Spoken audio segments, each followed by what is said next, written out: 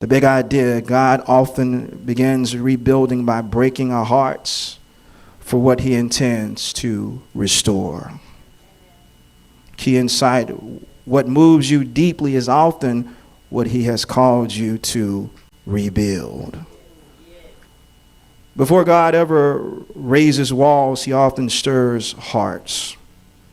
He assigns work to our hearts. He places weight on our spirits. Rebuilding rarely begins with a plan. It begins with a burden.